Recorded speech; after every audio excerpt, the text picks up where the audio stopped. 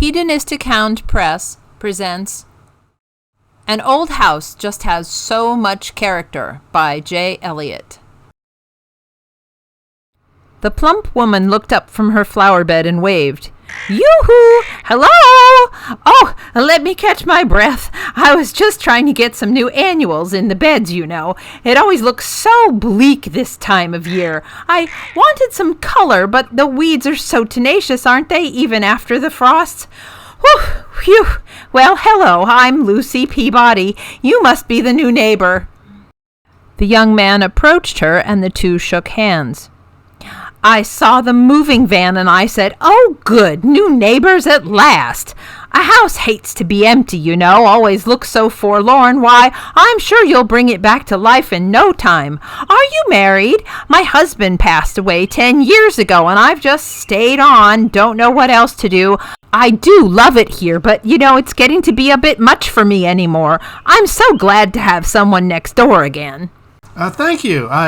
The man said, distracted by the bun on Mrs. Peabody's head that jiggled as she talked. You know, Mr. Johnson moved away right after Mrs. Johnson died, and the house has been alone for a while now, although that perky real estate lady trooped over here all the time. Never stayed long, though. I bet you love old houses, don't you? They just have so much character, and yours, why, it's quite something with that grand staircase and all that old wood. Of course, the front porch'll need a bit of work, but really, it's a solid house. Yes, the new neighbor said. So sad about Peggy Johnson, you know. I don't think it was a good fit for the Johnsons. He was away on business so much, and she wasn't well.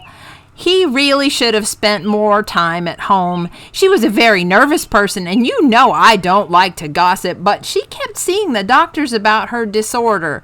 She was schizophrenic or bipolar, something like that. Mrs. Peabody flapped a hand dismissively.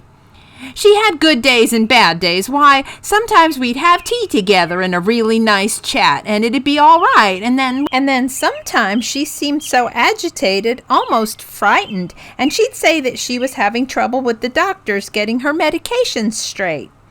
Mrs. Peabody aimed the trowel at the man. Her husband didn't seem to have much patience with her, and he was gone so much. You know, it really gave me the creeps the way she said she heard dreadful noises at all hours, and voices, angry voices, telling her all kinds of weird things. She swore sometimes there were messages written on the wall telling her to get out, and that she was going to die. Can you believe it? Then the doctors would adjust her prescriptions and she'd be calmer. Well, nowadays there's a pill for everything, right? Why, just the other day I was in a cafe downtown and these ladies were comparing their medications like they were swapping recipes. I don't go for it myself, no siree. I am fit as a fiddle. Commercials go on, try the blue pill, like it'd be a treat. Well, then they just list the side effects. Nonsense! And you know, poor Peggy was so fragile. She said she was part Cherokee Indian, and her grandmother used to have premonitions. Yeah, that's it. And see apparitions? A seer, Peggy said. Folks would go to her granny for advice. Whenever somebody in the family passed on, they'd appear to her granny like they were saying goodbye in a gentle way. Just show up next to her bed and then disappear. Sometimes I think Peggy saw things too. I do. She put her hands on her hips. Why, there was that one time she scared me half to death, running over here wild-eyed in her nightgown and crying that she just couldn't stay in that house with that banging in the walls and something trying to kill her. Another time, said something shoved her and pulled the little kitchen rug right out from under her to make her fall. She almost burned herself real bad on the stove, but fortunately she caught herself by grabbing the freezer door as she went down. Whew! She got a nasty burn on her elbow. Well, guess it could have been lots worse, poor thing. Probably the medication making her fuzzy-headed and confused, you know. She probably had her head down rummaging in the fridge and got dizzy. Mrs. Peabody flipped the trowel around and tapped the handle in her open palm like a gavel. I declare, she got herself into such a state, I let her stay there that night on the couch. Well, when I woke up in the morning, she was gone. I think she was embarrassed about how she'd gotten carried away in her mind, you know. Her all alone in that big old house. Well, I'm sure her imagination got the best of her sometimes. Then her husband would be back for a while, and I didn't see much of her. I even stopped over, and he'd say Peggy was not well and she was resting. The man began. They could have done something with that house, but what with him gone and her so frail, they didn't get around to much. The poor thing was so lonely and isolated, she didn't go out hardly at all.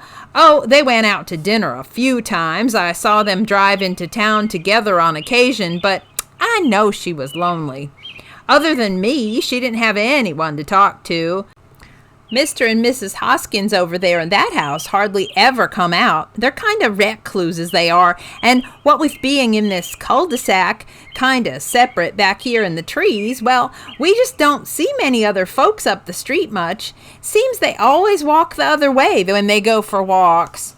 She pointed the trowel handle at him. Peggy did like her potted plants, though. Geraniums. Oh, she loved geraniums. She did try to make the house look cheerier. Funny, she used to be all scratched up on her arms, you know. She said it was the plantings, but that didn't really make sense. I mean, she wasn't planting roses or anything really thorny, and she didn't have a cat either, so I didn't know what to think. Then the Vandal boys busted up her pots and tore up the flowers. It was such a shame. It really upset her. She could hardly keep them looking nice, and they'd get all busted up again. And you know, it seemed like her house was the only one targeted, too. Funny, haven't had any problems with anything like that since then. Oh, the man said, raising an eyebrow. Must have been some nasty boys from another neighborhood coming over to do mischief. Honestly, some people. But not to worry, we're a real quiet neighborhood now. Anyway, sad. I do miss Peggy. She was such a nice lady. They really weren't here that long. Well, when they moved in, I got the impression that they were wanting to put some roots down. But then there was the accident, and he just didn't stay after that. Did the real estate lady tell you about the staircase? It's so beautiful, but you'll probably want to do something about that first thing. It doesn't look that steep, but the steps are kind of short, and it could really do with a rail on the wall in addition to that banister. When they found Peggy, they said she must have flown right down. Whoosh, poor thing, cracked her head and broke her neck. Fell with force, they said. Awful. Do you have children? You won't want them running down those stairs. No, sir. Well, actually, the man said. Well, I see you have the moving van. Such a blessing, movers. Moving is such a pain, and they're able to whisk everything in so fast. But you've already moved some things in, haven't you? I thought I heard some noises over there the other evening, and the lights were on downstairs. It was real late, but I thought I heard a thudding sound like something heavy getting moved around. I didn't see a vehicle, and, I thought that was kind of queer, but you must have pulled it around back. The man frowned. Well, actually... Well, it'll be such a relief to get all settled. Do you have a lot of furniture? It's such a spacious house. I'm sure you'll find a place for everything. Oh, that attic is really big, too, if you need storage. Probably needs a thorough airing out. I don't think it's been used since the Latimers were here, and that was, almost 10 years ago. That house was vacant for a long time before the Johnsons. I think Mr. Latimer used the attic as a private study. Queer, really. It's so cramped up there with the low ceiling, and there's so many other rooms he might have used. No telling what he spent all his time up there doing. But the light was on in that tiny little window late into the night when the rest of the house would go dark. He was a mean-spirited old man.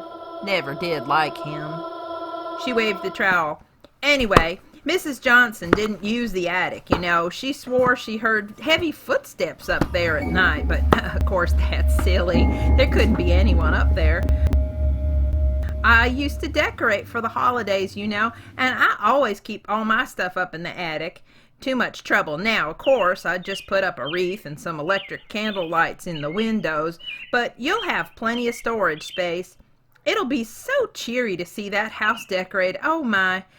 You will decorate for Christmas. A house likes attention, you know. The man frowned. Yes, I suppose.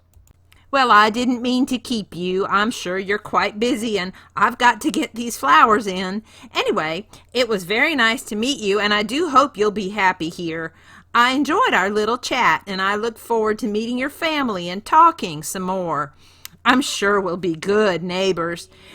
You know, for a moment, the other night when you were here, well, of course it was you, but for just a moment I had the horrible feeling I saw the silhouette of Mr. Latimer in your living room. It gave me a right good chill, it did, I must say. Anyway, I'm so glad the house will be occupied again. That house has so much character. Mrs. Peabody returned to humming and planting her annuals, the bun jiggling as she worked the dirt. The young man walked slowly back up his new driveway, looking up at the house and back at the moving van.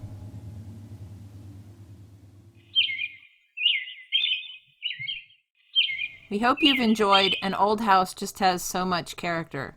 This is a feature story in a collection called Ghost Light, 15 illustrated short stories of haunted places and haunted objects, macabre, unsettling, entertaining, for folks who enjoy a good chill but still want to sleep at night. It's available on Amazon in paperback and Kindle.